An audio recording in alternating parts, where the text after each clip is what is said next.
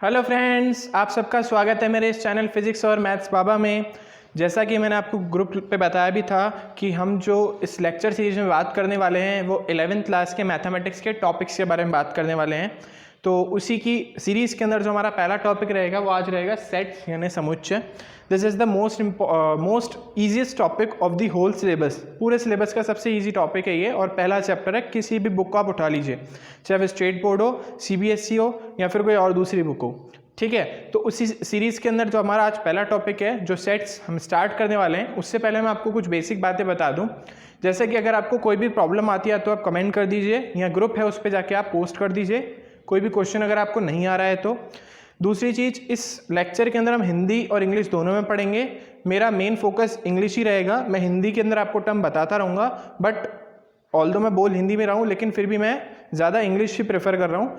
लेकिन मैं सारे टॉपिक्स जो हैं, जो भी वर्ड्स होंगे वो सब हिंदी में ही लिखूंगा, तो इसके अंदर आपको घबराने की ज़रूरत नहीं है। थर्ड पार्ट, आपको जो भी नोट्स हैं वो सारे के सारे बोर्ड से कॉपी करने पड़ेंगे, एक्स्ट्रा आपको कोई नोट्स नहीं मिलेंगे। फोर्थ बात, अगर हम आपको इस लेक्चर में वैसे तो मैं काफ़ी सारे क्वेश्चंस कराऊंगा, स्टिल अगर आपको कोई ऐसा क्वेश्चन है जो नहीं आ रहा है ग्रुप पे पोस्ट कर दीजिए। और इसके अलावा मैं इसके अंदर कोशिश करूंगा आर डी शर्मा और एनसीईआरटी दोनों के क्वेश्चंस मिक्स करूं। और इसी के साथ ही अगर आपको वीडियो अच्छा लग रहा है और आपके कोई फ्रेंड्स है जो आगे पढ़ना चाहते हैं 11th क्लास में, अभी आप 10th पास करके आए हैं और आप मैथ्स लेना चाहते हैं, चाहे वो कॉमर्स मैथ्स लेना चाहते हो चाहे साइंस के साथ मैथ्स लेना चाहते हो, उन सबको प्लीज़ प्लीज़ प्लीज़ ये वीडियो शेयर कर दीजिएगा। ये हमारा पहला लेक्चर है क्लास 11 का। चलिए स्टार्ट करते हैं। तो हमारा जो टॉपिक है सेट, सबसे पहले समझते हैं कि सेट होता क्या है। तो डेफिनेशन तो एक रटी रटाई डेफिनेशन लिखी हुई है यहाँ पे। वो क्या है? Well defined collection of objects. So it is defined as well defined collection of object, यानी वस्तुओं के सुव्यवस्थित संग्रह को समुच्चय सेट कहते हैं। और इसका मतलब क्या है? जैसे मैं आपको बोलूँ कि आपको जो इंग्लिश के वॉवल्स हैं AEIOU उसको रिप्रेजेंट करना है, ठीक है, तो आप क्या करोगे? उन सबको एक साथ लिख दोगे। तो हमारी मैथमेटिक्स में हम क्या करते हैं, जब हमारे पास कुछ ऑब्जेक्ट होते हैं, जरूरी नहीं है वो ऑब्जेक्ट सिर्फ अल्फ़ाबेट हो, वो नंबर्स भी हो सकते हैं, ठीक है, वो वेरिएबल्स भी हो सकते हैं, या वो कोई कुछ और चीज़ भी हो सकती है। तो उन सबको एक कलेक्शन की फॉर्म में रिप्रेजेंट करने के लिए मैथमेटिक्स में हमने एक टर्म यूज़ कर रखी है जिसको अपन सेट बोलते हैं। जैसे मैंने आपको इंग्लिश के अल्फ़ाबेट्स के बारे में ही बताया जो कि है AEIOU। तो अगर मुझे उसको किसी भी तरीके से रिप्रेजेंट करना है तो वो उसका बेस्ट वे है सेट से रिप्रेजेंट करना। तो मैंने आपको बोला उसको आप इस तरीके से रिप्रेजेंट कर सकते हैं AEIO और U। सो यहाँ पे जो मैंने एलिमेंट्स लिखे हैं इनके दोनों तरफ मैंने ब्रेसेस बनाए। आपको ध्यान रखना है पूरे के पूरे सेट चैप्टर में हम सिर्फ इसी ब्रेसेस के बारे में बात करेंगे। और ये जो सिंगल एंटिटी है, दो सिंगल एंटिटीज को, ये एंटिटी जो है इसको अपन यहाँ पे बोलते हैं एलिमेंट, हिंदी में इसको बोलते हैं अवयव। तो जो आपकी ये जो एंटिटीज हैं, यानी इसके इस सेट के मेंबर्स जिसको अपन एलिमेंट बोल रहे हैं, उनको सेपरेट करने के लिए, अलग अलग करने के लिए यहाँ पे आप यूज करते हो कॉमा, ठीक है। और ये जो सेट बना है, इस सेट को एक शॉर्ट नोटेशन से किसी भी कैपिटल अल्फाबेट से आप इसको रिप्रेजेंट कर सकते हो, ABCDEFG, जो भी आप इसको लिखना चाहें, बट वो कैपिटल होना चाहिए। तो इस तरीके से अगर आप कोई भी चीज़, जरूरी नहीं है मैंने यहाँ पे सिर्फ वॉवल्स लिए इंग्लिश के, आप कुछ भी ले सकते हैं, यानी इंग्लिश के स्वर लिए, तो आप कोई भी चीज़ ले लीजिए। जैसे मैंने आपको बोला 1 to 6 तक के नेचुरल नंबर आपको लिखने, तो 1 2 3 4 5 और ये 6, ये हमारे पास एक सेट बन गया, ठीक है। तो और इसके अलावा इसके जो ईच मेंबर होगा, ईच एंटिटी होगी, जिसको अपन यहाँ पे एलिमेंट बोल रहे हैं, अवयव बोल रहे हैं, उनको सेपरेट करने के लिए अपन क्या लगा रहे हैं? कॉमा। और इनको, इन सारे के सारे एलिमेंट को एक साथ एक कलेक्शन में लिखने के लिए अपन ने ब्रेसेस लगा रखे हैं, और इस कलेक्शन को अपन क्या बोलते हैं? सेट बोलते हैं। तो यही डेफिनेशन इसमें लिखी है कि well defined collection of object, मतलब कुछ ऑब्जेक्ट लेकर के उनको आपस में कलेक्ट कर दिया, ठीक है, उसको अपन ने क्या बोल दिया? सेट बोल दिया। अब सेट के अंदर जो ईच एलिमेंट है, अगर मुझे बताना है कि जो 1 है वो किस में है? सेट B में है, तो मैं इसको कैसे लिखूंगा? मैं इसको ऐसे लिखूंगा 1 बिलोंग्स टू B। ये लिखने का तरीका है, आपको याद रखना है। अगर आपको क्या करना है, आप, मैं कह रहा हूँ आप ये बताइए, मैथमेटिकली मुझे लिखना है कि जो 1 है वो सेट B में बिलोंग करता है, मतलब उसके अंदर है, एग्जिस्ट करता है। तो यहाँ पे अपन एक सिंबल बनाएंगे इस तरीके का, इसको अपन बोलते हैं बिलोंग्स टू। यहाँ पे लिखा है मैंने, ये जो सिंबल है इसको अपन क्या बोलते हैं? Belongs to. तो अगर मैं कह रहा हूँ कोई सिर्फ और सिर्फ एलिमेंट के लिए सिंबल लगाया जाता है, जैसे अगर मेरे को 2 भी लिखना होता कि 2 जो है किस में बिलोंग करता है, 2 जो है बी में बिलोंग करता है। अगर मुझे ऊपर लिखना होता ई किस में बिलोंग करता है, ए में बिलोंग करता है, तो मैं उसको कैसे लिखता, ई बिलोंग्स टू ए। रीड भी ऐसे ही करता मैं इसको। तो यहाँ पर किसी भी एलिमेंट को किसी भी सेट में बिलोंग करवाने के लिए कि भाई वो एलिमेंट उस सेट में है या नहीं है, उसके लिए अपन किसका सिंबल यूज करते हैं, बिलोंग्स टू का।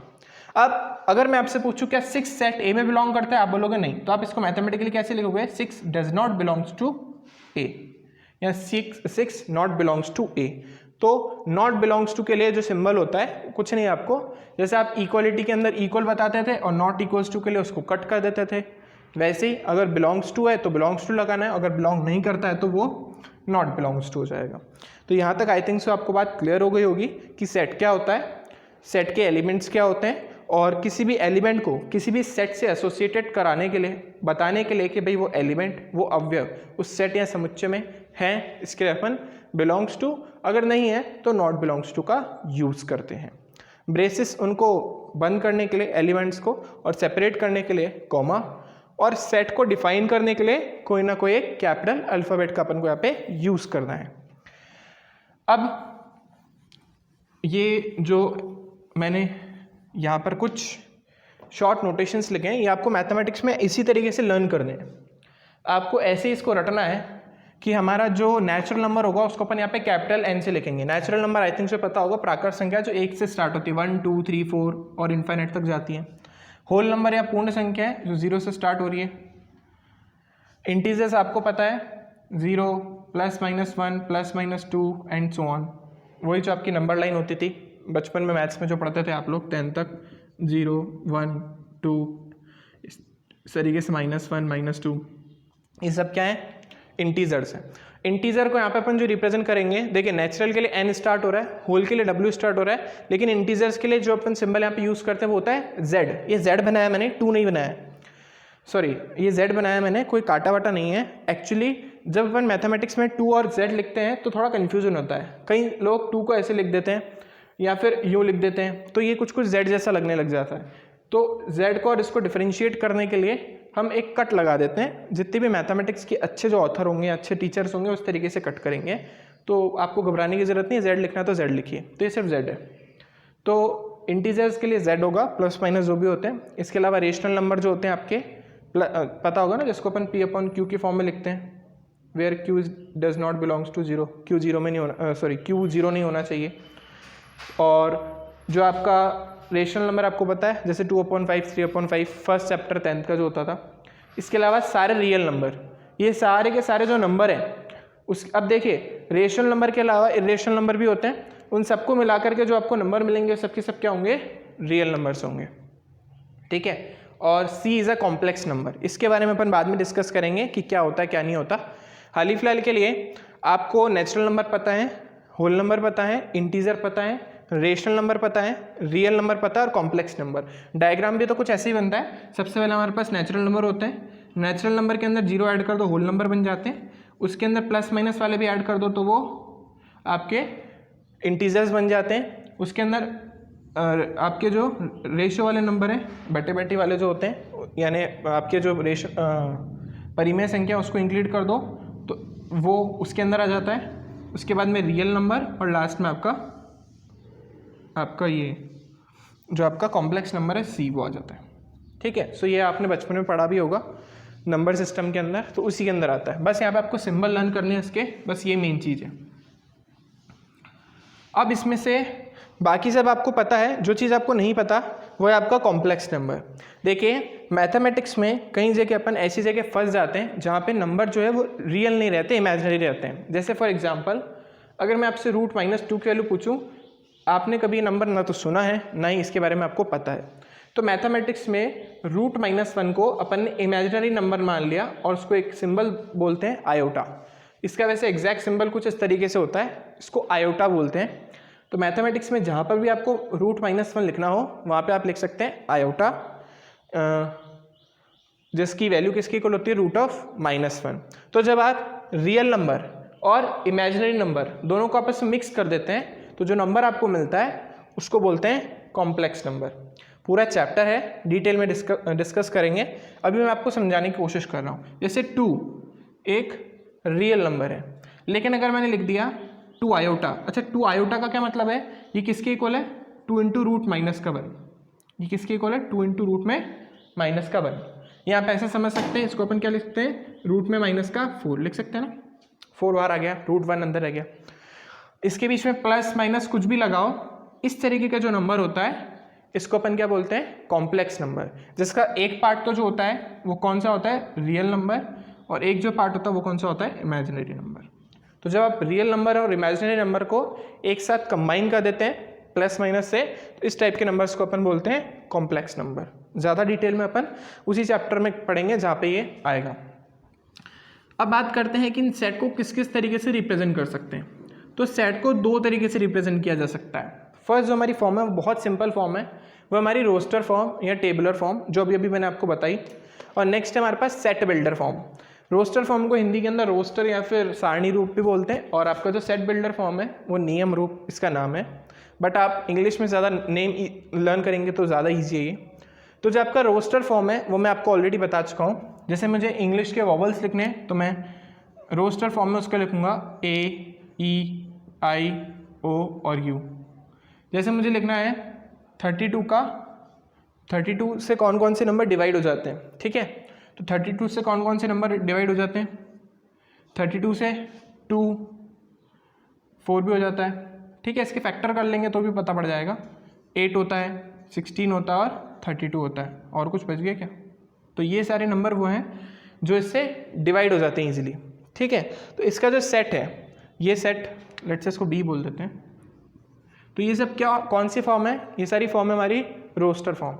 जैसे मैंने आपको दिया, अपन को बताना है ऐसे नंबर, जैसे मैं ये वाला आपको बोलता था 1, 4, उसके अलावा 9, 16, 25। तो ये क्या है, 1 से लेकर के 5 तक के जो आपके नेचुरल नंबर है उनका स्क्वायर है। 1 to 5 के नेचुरल नंबर का स्क्वायर है। देखिए ना कैसे लिखा है, 1 का स्क्वायर, 2 का स्क्वायर, 3 का स्क्वायर, 4 का स्क्वायर और 5 का स्क्वायर। तो ये क्या है, 1 से लेके 5 तक के नेचुरल नंबर का स्क्वायर है। अब रोस्टर फॉर्म तो बहुत इजी है, कोई भी लिख सकता है। जैसे मैंने आपको लिखा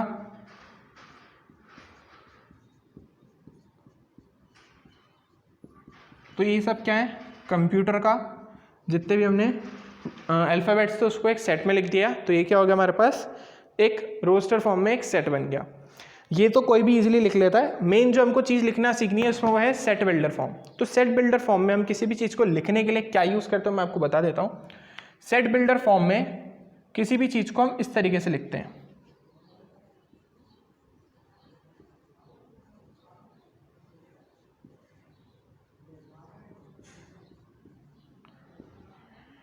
तो सेट बिल्डर फॉर्म में सबसे पहले तो उस पूरी की पूरी जो हमारा सेट है उसका कोई भी एक एलिमेंट, उसको अपन किससे रिप्रेजेंट कर रहे हैं, उस एलिमेंट को यहाँ पे x से, ठीक है। और उस एलिमेंट की कुछ ना कुछ प्रॉपर्टी होगी। तो ये जो यहाँ पे px लिखा है एक्चुअली वो प्रॉपर्टी है। वो प्रॉपर्टी किसकी है, यानी किसका गुणधर्म है, उस x का गुणधर्म है जो इस सेट में बिलोंग करता है। इस सेट का जो एलिमेंट है उसकी एक प्रॉपर्टी मैं लिख के बताऊंगा तो आपको समझ आएगा।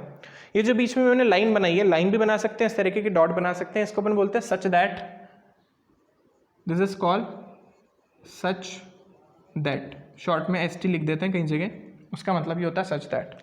तो A x such that x belongs to this, जो भी है, ठीक है ना। यहाँ पे ये थोड़ी सी गड़बड़ हो गई है, यहाँ पे आएगा x बिलोंग्स टू, है ना, उसकी कोई प्रॉपर्टी होगी x बिलोंग्स टू। अभी लिखेंगे तो समझ आ जाएगा। Let me it properly, x belongs to p of x। यहाँ पे भी आ जाएगा हमारे पास x belongs to p of x। लिखते हैं, जैसे मुझे इस सेट A को लिखना है सेट बिल्डर फॉर्म में। रोस्टर फॉर्म में तो मैंने लिख दिया, सेट बिल्डर फॉर्म का फॉर्मेट ये है, मुझे समझ आ गया। तो A को अगर मुझे सेट बिल्डर फॉर्म में लिखना है तो मैं कैसे लिखूंगा, x such that x is a vowel. Hindi में लिखेंगे x अंग्रेजी वर्णमाला का एक स्वर है, तो आप लिख दीजिए ना बस एक स्वर है, या वॉवल ऑफ इंग्लिश लैंग्वेज। तो ये इस तरीके से अगर अपन लिख दें तो वो क्या बन गया, सेट बिल्डर फॉर्म। अब जैसे ये जो नंबर हैं ये सब किसके मल्टीपल हैं या किससे डिवाइड हो रहे हैं, किसके फैक्टर्स हैं ऐसा बोल सकते हैं आप, सॉरी फैक्टर्स तो नहीं बोल सकते, हाँ 32 से डिवाइड होने वाले नंबर्स हैं। तो अपन बी में लिखते हैं x such that x is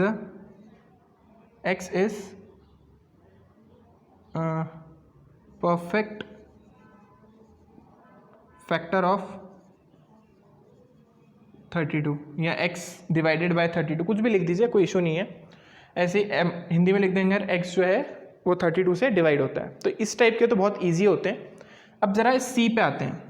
c को लिखने का तरीका क्या है, x such that x belongs to, किस में बिलोंग करता है भाई, नेचुरल नंबर, किसी नंबर के स्क्वायर में। यहाँ पे n जो मैंने लिखा है, n कोई भी एक नंबर हो सकता है, और जो n है वो जो है कहाँ से कहाँ तक है हमारे पास, n जो है एक हमारे पास n जो है वो एक नेचुरल नंबर है, वो कहाँ से कहाँ तक है, 1 से लेके हमारे पास है 5 तक। इसको लिखना आपको थोड़ा सा समझना पड़ेगा। आप आगे चाहें तो और ये भी लिख सकते हैं इन्फॉर्मेशन के लिए कि x जो है वो किस में बिलोंग करता है, नेचुरल नंबर में। तो आपको थोड़ा ढंग से समझना पड़ेगा हमने क्या लिखा है, ये इंपॉर्टेंट है। ये छोटे मोटे तो आप बहुत ईजिली लिख लेंगे।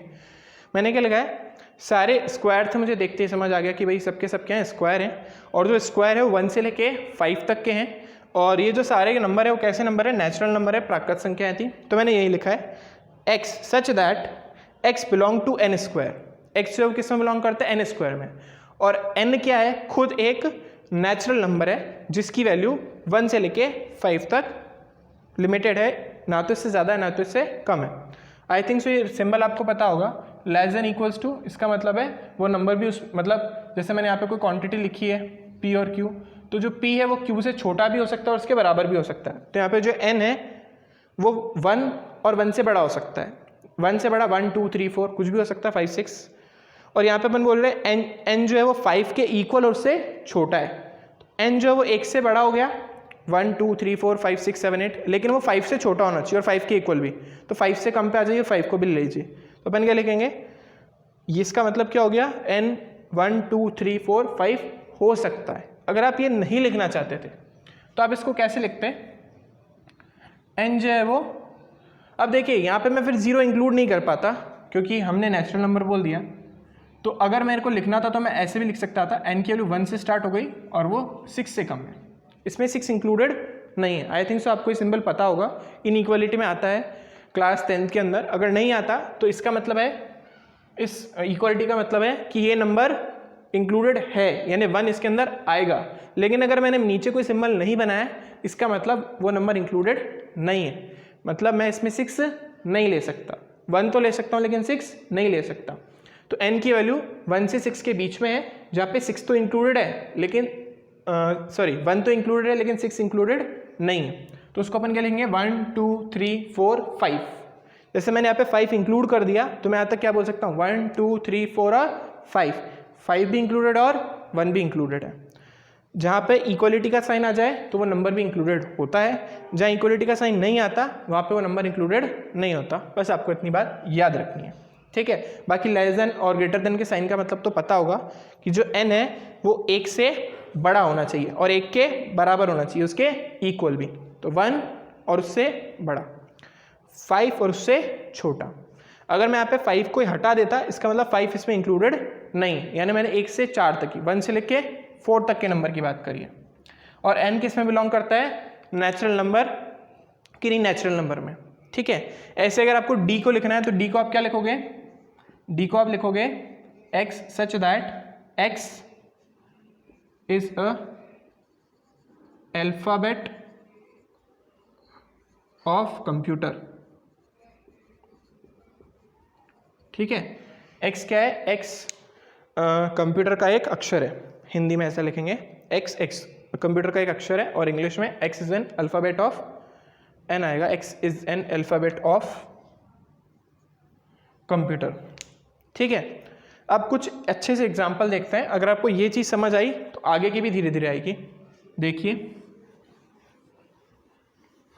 कुछ अच्छे एग्जाम्पल लेते हैं इसके अंदर।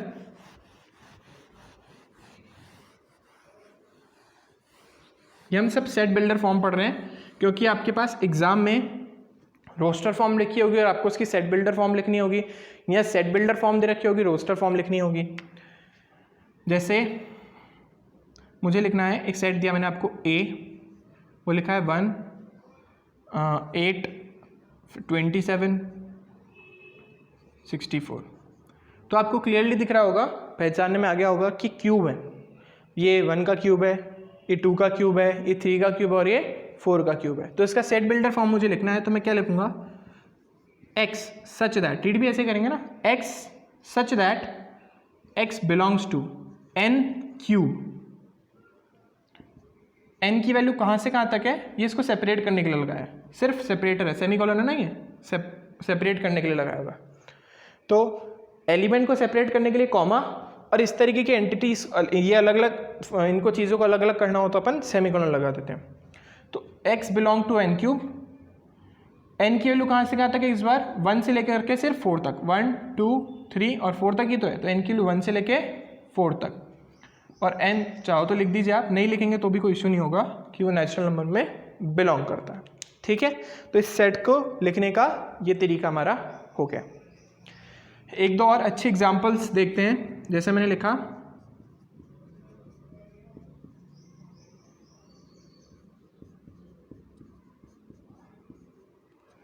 तो ये हमको लिखना है इसका सेट बिल्डर फॉर्म। अब जरा आप ढंग से इसको ऑब्जर्व करेंगे तो आपको पता पड़ेगा कि नीचे वाला नंबर ऊपर वाले से एक ज़्यादा है, कि अगर मैं ऊपर वाले को n मान ले तो नीचे वाला ऑटोमेटिकली क्या हो जाएगा n+1। भाई आप सबको n मान लीजिए तो मच बेटर रहेगा। तो ऊपर वाला नंबर अगर n है तो नीचे वाला कितना हो जाएगा n+1। आगे भी देख लीजिए, ये 2 है तो ये कितना हो गया 2+1, ये 3 है तो ये क्या हो गया 3+1, ये 4 है तो ये क्या हो गया 4+1। लेकिन याद ये रखना है कि n गया कहाँ से कहाँ तक, 1 से लेकर के 4 तक, 5 तक नहीं गया, क्योंकि वो तो 1 ऐड करने के बाद आया। तो हम इसको कैसे लिखेंगे, x such that x belongs to n, अगर ऊपर है तो नीचे कितना आएगा n+1। n की वैल्यू कहाँ से कहाँ तक है, 1 से लेकर के 4 तक, और n किस में बिलोंग करता है, नेचुरल नंबर में। ये इसका फॉर्मेट हो गया लिखने का। अब कुछ बच्चे अगर ऐसा नहीं लिखना चाहते हैं तो हम तो उसको ऐसे भी लिख सकते हैं भाई सर कि ये 1 से लेकर के 2 तक आ जाए, लेकिन फिर इसमें आप इसको नेचुरल नंबर नहीं लिख पाएंगे क्योंकि यहाँ पे आपको फिर 0 भी लेना पड़ेगा, वो थोड़ा कॉम्प्लिकेटेड हो जाएगा। इसलिए मच बेटर है अपन ऐसे लिख दें, ये ज़्यादा इजी रहेगा। ये मैंने सेमीकोलन लगाया, ठीक है। सो आई थिंक सो आपको ये समझ आया होगा। एक थोड़ा सा और कॉम्प्लेक्स नंबर अगर मैं आपको दूँ, 1 2 3 4 2 3 4 5 3 4 5 6। देखिए इसमें भी मैंने वही फॉर्मेट यूज़ करा है। अगर मैं इसको n मानता हूँ तो ये क्या है n+1। अगर नीचे क्या हो रहा है, 2 के बाद 3 आ रहा है, तो इसको मैं क्या लिखूँगा n+2। फिर एक और बढ़ा दिया, इसको मैं क्या लिखूँगा n+3। वैसे आप ब्रेसेस बना रहे हैं तो आपको मल्टीप्लाई लगाने की ज़रूरत नहीं है, क्योंकि ब्रेसेस का मतलब ही ये मल्टीप्लाई हो रहा है, ठीक है। सेम चीज़ लिखनी है अपन को, x such that x belongs to this बड़ा वाला एक्सप्रेशन। अब n की वैल्यू कहाँ से कहाँ तक गई, 1 2 3, तो 1 से लेकर के 3 तक, और n किस में बिलोंग करता है, नेचुरल नंबर में, ठीक है। सो ये हमारा इसका फॉर्म हो गया। अब कभी कभी आपके पास इक्वेशंस भी आ जाती हैं, जैसे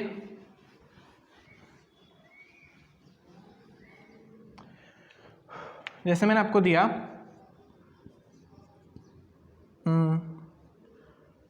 1 2, ठीक है, कोई भी रैंडम नंबर दे दिया मैंने आपको, 1 2 दिया वैसे तो मैंने आपको। अब इसको लिखने के दो तरीके हैं, या तो मैं ऐसा लिख दूँ सीधा सीधा such that x equals to n, या x बिलोंग्स टू n, और n की वैल्यू कहाँ से कहाँ तक है, 1 से लेके 2 तक, और n किस में बिलोंग करता है, नेचुरल नंबर में। या फिर इसको लिखने का दूसरा तरीका भी हो सकता है, x such that x belongs to, अब x किस में बिलोंग करता है, यहाँ आप ऐसा लिख लीजिए x² - 3x + 2 इक्वल्स टू 0। ये हमारा एक फॉर्म हो गया, ठीक है। तो ऐसे भी लिख सकते थे ना, क्योंकि जब आप इसके जीरोस निकालेंगे तो x की वैल्यू क्या आएगी, भैया आप इसकी जीरोस निकालेंगे तो शायद x की वैल्यू तो यही आनी चाहिए, यही आएगी। तो मैंने इसी तरीके से इक्वेशन बनाई है। तो आप ऐसा भी लिख सकते थे और ऐसा भी, ये आपके पास एग्जाम में ही लिखा हुआ आ गया, और आप इसका रोस्टर फॉर्म लिखना चाहते हैं तो इसका रोस्टर फॉर्म हो गया। आई थिंक सो इतनी बात आपको क्लियर हो गई होगी। तो अभी तक अपन ने क्या पढ़ लिया कि सेट बिल्डर फॉर्म क्या होती है, रोस्टर फॉर्म क्या होती है, दोनों को एक दूसरे में इंटरचेंज कैसे करें, ठीक है ना। जैसे मैं आपको एक सेट बिल्डर फॉर्म देता हूँ, फिर उसकी रोस्टर फॉर्म निकालते हैं। ई एक सेट दिया मैंने, x such that x belongs to n square upon n plus one, एन की वैल्यू 1 से लेकर के 4 के बीच में है और n नेचुरल नंबर में बिलोंग करता है। अब सिर्फ आपको कॉमन सेंस लगाना है। मैंने यहाँ पे इक्वालिटी का साइन नहीं लगाया है, इसका मतलब आप 1 को और 4 को इंक्लूड नहीं कर सकते, 1 और 4 को आप नहीं ले सकते। अगर मैं यहाँ पे इक्वालिटी का भी साइन लगा देता, इसका मतलब इस बार आप 1 को इंक्लूड करोगे, 4 को इंक्लूड नहीं करोगे। तो आपको इस चीज़ का यहाँ पे स्पेशली ध्यान रखना है। तो यहाँ पे अपन जो नंबर लेने वाले हैं, इनकी कौन कौन सी वैल्यू लेंगे, अपन 2 लेंगे और 3 लेंगे। तो अगर अपन इसका रोस्टर फॉर्म लिखेंगे तो कितना आएगा, 2 का स्क्वायर पर लिख देते हैं, 2 का स्क्वायर और नीचे आएगा 2 + 1, नीचे 2 + 1 हो गया। नेक्स्ट 3 का स्क्वायर और 3 + 1, तो हो जाएगा हमारे पास 4/3 और 9/4, दैट्स इट। अगर इक्वालिटी का लग जाता तो अपन 1 भी ले लेते, यहाँ पे भी लग जाता तो 4 भी ले लेते। तो ये हमारा, हमने सेट बिल्डर से रोस्टर में जाना भी सीख लिया और रोस्टर से सेट बिल्डर में भी जाना सीख लिया। आप घर पे और प्रैक्टिस करिएगा, कोई इश्यू आता है तो आप मेरे से पूछ लेना। इसी लेक्चर सीरीज में आगे अपन बात करने वाले हैं टाइप्स ऑफ सेट के बारे में, कि कौन कौन से सेट्स पॉसिबल हैं। तो नेक्स्ट हमारा टॉपिक होगा टाइप्स ऑफ सेट्स, यानी समुच्चयों के प्रकार।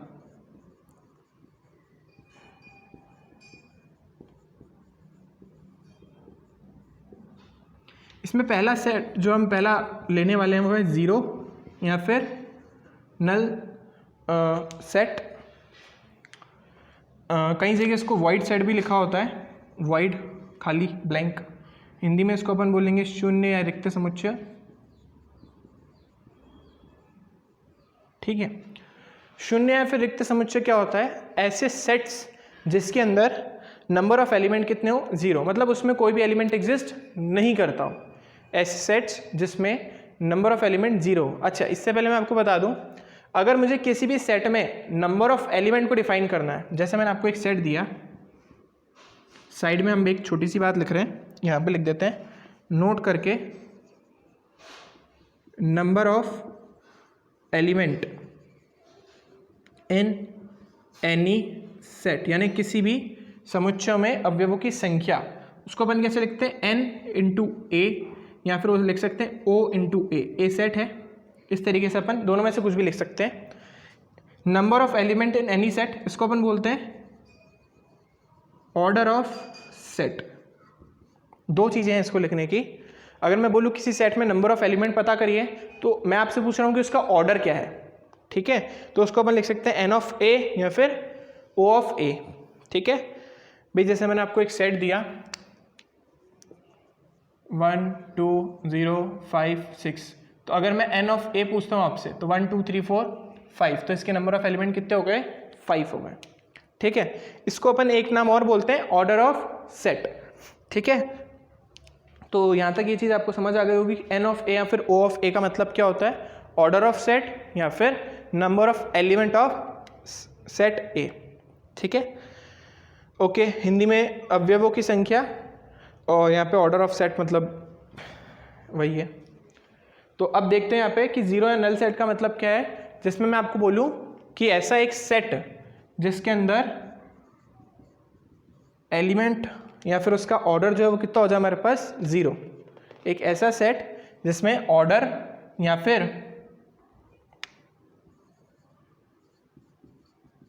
नंबर ऑफ एलिमेंट कितने हो, 0। इस तरीके के सेट को अपन क्या बोलते हैं, जीरो सेट। जीरो सेट को रिप्रेजेंट करने के दो तरीके हैं, या तो आप इस तरीके से ब्रेसेस लगा दीजिए सिर्फ, ठीक है। अगर आप ब्रेसेस लगाना नहीं चाहते तो आप इस तरीके से एक सिंबल बना दीजिए। मैं यहाँ लिख देता हूँ, आई थिंक सो आपको विजिबल नहीं होगा यहाँ पे। तो या तो इस तरीके से ब्रेसेस बनाने अपन को, या फिर अपन को इस तरीके का एक सिंबल बनाना है, इसको अपन बोलते हैं फाई, ठीक है, इसको अपन क्या बोलते हैं, फाई, PHI।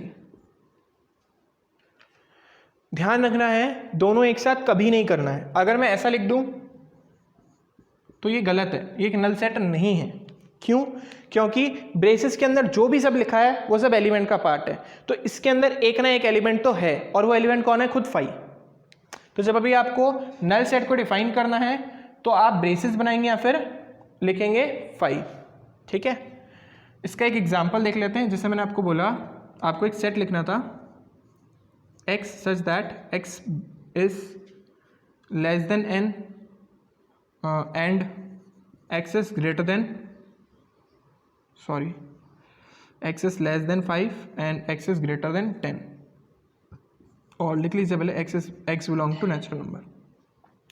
तो मैंने आपको एक सेट बिल्डर फॉर्म दे दी कि जो x है वो 5 से छोटा होना चाहिए और 10 से बड़ा होना चाहिए। क्या कोई ऐसा नेचुरल नंबर एग्जिस्ट करता है जो 5 से छोटा हो? 5 से छोटा 1 2 3 4, 10 से बड़ा देखिए ना, मैंने लिखा x इज ग्रेटर देन 10, 10 से बड़ा 11 12 13 14 11 12 13 14, तो कोई भी कॉमन एलिमेंट तो आया नहीं। इसका मतलब अगर मुझे इसका रोस्टर फॉर्म लिखना है तो मैं क्या लिख सकता हूँ, ए क्या है, या तो फाई है या तो फिर एम्प्टी सेट, नल सेट है, ठीक है। तो ये इसका एक बेस्ट एग्जाम्पल था। नेक्स्ट अपन बात करते हैं सिंगुलर सेट के बारे में, ठीक है। नेक्स्ट है हमारे पास सिंगुलर सेट, जिसको अपन बोलते हैं एकल समुच्चय, एकल समुच्चय।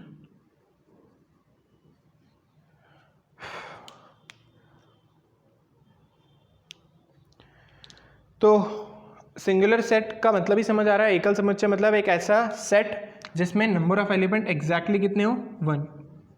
एक ऐसा एलिमेंट जिसमें नंबर ऑफ एलिमेंट कितने हो, 1 हो, या जिसका ऑर्डर जो है वो कितना हो, 1 हो, उसको अपन क्या बोलते हैं, सिंगुलर सेट या फिर एकल समुच्चय। जैसे मैंने आपको बोला A such that x is less than 5 and x is, यहाँ इसको कंबाइन करके लिख देते हैं, तो ऐसे लिख सकते हैं अपन, कंबाइन करके भी लिख सकते हैं। x जो है वो 5 से छोटा है लेकिन 3 से बड़ा है, और x एक नेचुरल नंबर है, तो आप इसको कैसे लिखोगे, 3 से बड़ा तो 4 होता है और 5 से छोटा भी 4 होता है, तो उसमें एलिमेंट, नंबर ऑफ एलिमेंट कितना है, एक ही तो आया। तो ये किस टाइप का एग्जाम्पल हो गया, सिंगुलर सेट का एग्जाम्पल हो गया, जिसमें नंबर ऑफ एलिमेंट एग्जैक्टली कितने हो, 1 हो, उसको अपन क्या लिखते हैं, क्या बोलते हैं, सिंगुलर सेट बोलते हैं। चलिए आगे बात करते हैं अपन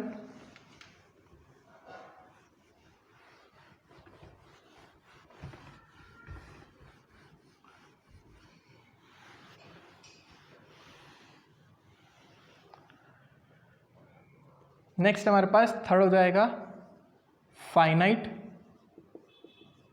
एंड इनफाइनाइट सेट, परिमित और अपरिमित, परिमित एवं अपरिमित समुच्चय। नाम से समझ आ रहा है, फाइनाइट सेट मतलब जिसमें नंबर ऑफ एलिमेंट जो है वो क्या हो, फाइनाइट का मतलब क्या है, जिसमें नंबर ऑफ एलिमेंट क्या हो, फाइनाइट हो, मतलब जिसको आप काउंट कर सकते हो। जैसे मैंने आपको एक सेट बोल दिया, let's say f such that x belongs to n square और n की वैल्यू 1 से लेके 6 तक है। तो आप जब इसका नंबर लिखोगे तो 1 से लेके 6 तक के स्क्वायर ही तो आ रहे हैं, 1 आएगा, 4 आएगा, 9 आएगा, 16 आएगा, 25 आएगा और 36 आएगा। तो नंबर ऑफ एलिमेंट को आप काउंट कर पा रहे हो, तो ये किस टाइप का एग्जाम्पल हो गया, ये फाइनाइट यानी परिमित समुच्चय का एग्जाम्पल हो गया, जहाँ पे आप नंबर ऑफ एलिमेंट को खुद काउंट कर सकते हो। लेकिन जो मैंने नीचे जितने भी अभी सिंबल लिखे थे, यानी आपका natural number, whole number, integers, rational number, real number और कॉम्प्लेक्स नंबर, क्या आप इनमें से किसी को भी लिख सकते हैं, यानी आप इसमें से किसी को भी डिफाइन कर सकते हो क्या, मतलब पूरे के पूरे सेट के एलिमेंट को काउंट कर सकते हो, नहीं कर सकते। जैसे नेचुरल नंबर 1 2 3 4 5 6 इनफाइनाइट, तो आप नंबर ऑफ एलिमेंट काउंट कर ही नहीं सकते। इसलिए ये सारे के सारे सेट क्या होते हैं, सब के सब इनफाइनाइट सेट होते हैं। बस लिखना आपको आना चाहिए। इसमें से बाकी सब आप लिख पाओगे, जैसे आप नेचुरल नंबर को लिखना चाहोगे तो 1 2 3 4, और ये हो गया 0 1 2 3 4, ये इसका रोस्टर फॉर्म हो गया। इसको लिखना है अपन को 0 +-1 +-2 +-3 एंड सो ऑन। ठीक है, तो आप नेचुरल नंबर, होल नंबर और जेड को तो इजीली लिख पाओगे। अगर मुझे रेशनल नंबर को लिखना है, और रेशनल नंबर को मैं किस फॉर्म में लिखना चाहता हूँ, सेट बिल्डर फॉर्म में, तो मैं कैसे लिखूंगा रेशनल नंबर को सेट बिल्डर फॉर्म में? मैं ऐसे लिख सकता हूँ, Q जो है एक सेट है, वो किसके इक्वल है, such that x such that x belongs to P upon Q, x belongs to P upon Q, जहाँ पर P और Q दोनों किस में बिलोंग करते हैं, वो दोनों के दोनों क्या है, इंटीजर्स हो सकते हैं, लेकिन आपका जो Q है वो कभी भी 0 नहीं हो सकता। मैं इसको थोड़ा यहाँ पे लिख देता हूँ भाई, मैं इसका सेट बिल्डर फॉर्म लिखना चाहता हूँ नीचे वाले तीनों का। तो मैंने आपको बोला Q को आप कैसे लिखोगे, x सच दैट, आपने ये तो डेफिनेशन पढ़ी है, P upon Q where Q not equals to 0, और P और Q दोनों इंटीजर हो सकते हैं। तो x such that x belongs to P upon Q, where भी लिख सकते हो आप इसकी जगह चाहो तो, ये हटा करके आप वेयर भी लिख सकते हो। P और Q किस में बिलोंग करते हैं, Z में, और Q आपका 0 नहीं होना चाहिए। ये अपन ने लिख दिया, क्या लिख दिया भाई, Q का फॉर्म, रेशनल नंबर को सेट बिल्डर फॉर्म में लिख दिया। ऐसे अगर रियल लिखना है तो रियल में अपन क्या बोलेंगे, इसके अंदर सारे के सारे कौन से नंबर आते हैं, रेशनल और इरेशनल दोनों नंबर आते हैं। तो अपन इसको रियल को क्या लिखेंगे, x such that x is a rational और irrational number, that's it. x क्या है, एक परिमेय या फिर अपरिमेय संख्या है। लास्ट है C, तो कॉम्प्लेक्स नंबर मैंने भी आपको बताया कैसे लिख सकते हैं कॉम्प्लेक्स नंबर को अपन, x सच दैट x, अब x जो है वो खुद किस तरीके से लिखा हुआ है, या फिर आप सीधा सीधा लिख दीजिए, यहाँ पे दो एलिमेंट लेने वाले अपन, x भी लेने वाले और y भी। तो यहाँ पे हमारे पास हो जाएगा x, y सच दैट, इसको अपन लिखेंगे x प्लस आयोटा y, जैसा मैंने अभी आपको बताया था। और जो दोनों आपके नंबर हैं x और y, वो दोनों के दोनों किस में बिलोंग करने चाहिए, z में। ठीक है, मैंने आपको भी बताया ना, यहाँ पे दो एलिमेंट होंगे, x भी होगा और y भी होगा। तो x और y दोनों क्या होंगे, z होंगे, और वो कुछ इस तरीके से लिखे हुए होंगे। ठीक है, तो आई थिंक जो आपको ये चीज़ समझ आ गई होगी। यहाँ पे इसको अगर ऐसा नहीं लिखना चाहते थे तो आप ऐसा लिख सकते थे, x कोई एलिमेंट है और x बिलोंग करता है, p और q लिख लीजिए, p plus iota q, where p comma q belongs to z। ऐसा लिखते तो भी ठीक होता, पहले जैसा लिखा था वो भी ठीक होता। ठीक है, तो ये सब के सब कैसे सेट्स हैं, इनफाइनाइट, क्योंकि आप इसमें नंबर ऑफ एलिमेंट को काउंट नहीं कर सकते। तो जिसमें नंबर ऑफ एलिमेंट फाइनाइट हो उनको काउंट कर सके, परिमित हो, वो परिमित समुच्चय होते हैं, फाइनाइट सेट होते हैं, और जिसमें आप नहीं काउंट कर सको वो क्या होते हैं, इनफाइनाइट सेट होते हैं। लास्ट जिसके बारे में अपन बात करेंगे इस टॉपिक के अंदर, वो होंगे हमारे पास इक्वल सेट्स। ये हमारा इसका लास्ट टॉपिक है। तो फोर्थ अपन बोल रहे हैं इक्वल सेट्स, समान समुच्चय। मैंने बोला कोई दो सेट है ए और बी, ए और बी आपस में इक्वल होंगे, दो कंडीशन फुलफिल होनी चाहिए। पहला, number of element of A is equals to number of element of B, यानी ए में जितने एलिमेंट है उतने बी में भी होने चाहिए। Second, element of A is also element of B and element of B is also element of A. यहाँ पे ऐसा लिख सकते हैं इसको, एलिमेंट ऑफ ए इस चलिए ठीक है, सिंपल सी लैंग्वेज में, मतलब मैं आपको समझाना चाहता हूँ कि भाई मैंने आपको दो सेट दिए, ए मैंने एक सेट दिया 1 2 3 4, और बी मैंने आपको सेट दिया 2 3 1 4। आप काउंट करिए, ए के नंबर ऑफ एलिमेंट और बी के नंबर ऑफ एलिमेंट क्या आपस में इक्वल है। अच्छा, ऑर्डर मैटर नहीं कर रहा कि आपने किस ऑर्डर में इनको लिखा है, वो मैटर नहीं कर रहा। अगर इसमें ए है तो इसमें भी ए है, सॉरी 1 है, इसमें अगर 2 है तो इसमें भी 2 है, इसमें 3 है तो इसमें भी 3 है, इसमें 4 है तो इसमें भी 4 है। तो अगर ऐसे एलिमेंट आपको मिल जाए, सॉरी ऐसे सेट मिल जाए जिसके अंदर number of element of set A is equals to number of element of set B, और ए के जो एलिमेंट है वो बी में होने चाहिए और बी के जो एलिमेंट है वो ए में होने चाहिए, दोनों बातें हैं, ए के बी में भी होने चाहिए और बी के ए में भी होनी चाहिए। अभी वो हो सकता था ना मैं ऐसा लिख दूं, अब ये आधा स्टेटमेंट अगर मैं सिर्फ इतना सा लिख देता कि ए के एलिमेंट बी में भी होना चाहिए तो ये पहली कंडीशन को तो ट्रू कर देता, 1 2 3 4 इसमें भी आ रहे हैं, लेकिन 5 इसमें थोड़ी ना आ रहा है। इसमें आ रहा है क्या 5? नहीं। तो इसलिए हमने कंडीशन क्या लिखी, बहुत अच्छे से स्पेसिफाइड करके लिखा है कि ए के सारे एलिमेंट बी में होने चाहिए और बी के सारे एलिमेंट ए में होने चाहिए। ठीक है, इस टाइप के सेट्स को अपन क्या बोलते हैं, इक्वल सेट्स बोलते हैं। अब मैथमेटिक्स की जो मैंने लैंग्वेज लिखी है ना, ये वाली सेकंड वाली, इसको मैथमेटिक्स में अपन कैसे लिखते हैं मैं आपको बताता हूँ। इसको अपन लिखते हैं कि भाई ए और B, sorry A equals to B, A equals to B कब होगा, इस सिंबल को अपन बोलते हैं मैथमेटिक्स में, इस सिंबल को अपन बोलते हैं इफ एंड ओनली इफ। इसको शॉर्ट में कहीं जगह IFF लिखा होता है। इसका मतलब क्या होता है, इफ एंड ओनली इफ। एक सिंबल अभी अपन यहाँ पे और यूज करेंगे इफ के लिए, सिर्फ इफ लिखना हो तो ये सिंबल यूज करना है, मतलब सिंगल तरफ एरो बनाना है, और अगर डबल तरफ एरो है तो इफ एंड ओनली इफ। तो अपन क्या लिखेंगे, ए इक्वल्स टू बी होगा कब, इफ एंड ओनली इफ तभी होगा जब अगर ए जो है, कोई भी एक एलिमेंट ले लेते हैं, एक्स ले लेते हैं, एक्स अगर ए में बिलोंग करता है, if x belongs to B, पहले वही तो लिखा आपने, यहाँ पहले ऊपर के अकॉर्डिंग लिख लेते हैं, जैसा अपन ऊपर लिखा वैसे लिखते हैं, वैसे कोई फर्क नहीं पड़ेगा ऑर्डर से, कि भाई एक्स बी में बिलोंग करता है कब, जब एक्स ए में भी बिलोंग करता हो। अपन ने ये तो लिखा है कि अगर एक्स ए में बिलोंग करता है तो बी में भी बिलोंग करना चाहिए, यानी अगर 1 जो है वो ए का एक एलिमेंट है तो वो बी का भी एक एलिमेंट होना चाहिए। तो अगर x जो है वो b का एक एलिमेंट है, 1 जो है b का एलिमेंट है, तो कंपलसरी है कि वो a का भी एलिमेंट हो। तो रीड भी तो अपन ऐसे कर रहे हैं, a b के इक्वल होगा if and only if x belongs to b। x b में बिलोंग कब करेगा, जब when या if x belong to a, x belong to a। और एंड जो अपन ने लगाया, इस एंड के सिंबल के लिए अपन यहाँ पे यूज करते हैं ये पावर वाला जो सिंबल यूज होता है वो, इसके आगे कंटिन्यूटी में कि x जो है वो किस में बिलोंग कर रहा है, a में, इफ x किस में बिलोंग कर रहा है, b में।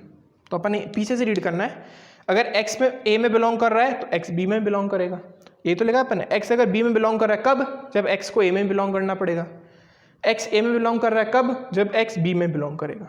तो इस मैथमेटिकल जो वो लिखा है हमने स्टेटमेंट की फॉर्म में, इसको मैथमेटिक्स में अपन ऐसा लिखते हैं। ये एंड का सिंबल है, ये जो मैंने बनाया, दिस इज फॉर एंड। ठीक है, तो आई थिंक सो आपको ये बात समझ आ गई होगी। इस लास्ट वाले का एक एग्जाम्पल लेंगे तो आपको क्लियर हो जाएगा, बस इसके बाद लेक्चर ओवर। जैसे मैंने आपको कुछ एग्जाम्पल्स देते हैं तो आपको समझ आएगा। जैसे मैंने आपके पास 3-4 सेट लिए, पहला सेट एक नल सेट था, 5 सेल्फ सेट था। बी मैंने एक सेट लिया x such that x is less than 5 and x is greater then 10 और x नेचुरल नंबर है, ये बहुत ही ऑब्वियस सी बात है। सी मैंने लिया x such that x is greater than equals to 1 और less than equals to 2। D set मैंने आपको दिया x such that x square minus का 3x प्लस का 2, और ई जो है एक सेट है सच दैट x और x की वैल्यू जो है 1 से लेकर के 3 तक है। अब अगर मैं इसका रोस्टर फॉर्म लिखता हूँ सबका, फर्स्ट वाले का लिखने की तो ज़रूरत है ही नहीं क्योंकि अपन को पता ही है कि वो एक नल सेट है, 5 है। नेक्स्ट वाले में आपको दिख रहा है 5 से छोटा 10 से बड़ा भी कर आए, ये भी एक 5 होगा। इसमें देख रहे हैं तो क्या आ रहा है 1 और 2 है ना, 1 और 2 दोनों इंक्लूडेड है। ये भी अभी अपन करके आए, इसके जीरोज भी कितने आएंगे 1 और 2, और ई जो है उसमें आ रहा है 1 2 3। तो अगर मैं आपसे पूछूं कि कौन कौन से इक्वल सेट हैं तो आपको क्लियर दिख रहा है ए और बी जो है इक्वल हैं क्योंकि दोनों में नंबर ऑफ एलिमेंट 0 हैं, और ए के जो एलिमेंट है वो बी में भी आ रहे हैं। इस तरीके से सी और डी भी आपस में क्या है, इक्वल सेट है, और ई जो है वो किसी के इक्वल नहीं है। तो ये इसका एक बेस्ट एग्जाम्पल था। आई होप आप सबको ये लेक्चर समझ आया हो। प्लीज़ अगर आपको अच्छा लगता है तो शेयर करिए, लाइक करें, सब्सक्राइब करें। Thank you for watching this video. और प्लीज़ बेल आइकन नीचे प्रेस कर दीजिएगा अगर आपने प्रेस नहीं किया है, और चैनल सब्सक्राइब नहीं करा तो उसको भी कर दीजिएगा।